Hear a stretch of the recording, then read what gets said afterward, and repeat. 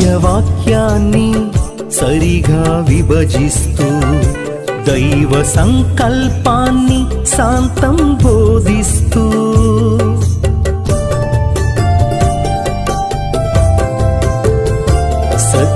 సత్యవాక్యాన్ని సరిగా విభజిస్తూ దైవ సంకల్పాన్ని శాంతం బోధిస్తూ తప్పు బోధల్ని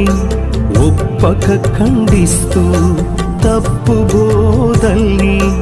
ఒప్పక ఖండిస్తూ నిత్య సత్యాన్ని నిరతం ప్రకటిస్తూ నిత్య సత్యాన్ని నిరతం ప్రకటిస్తూ క్రీస్తు మార్గంలో సంఘాన్ని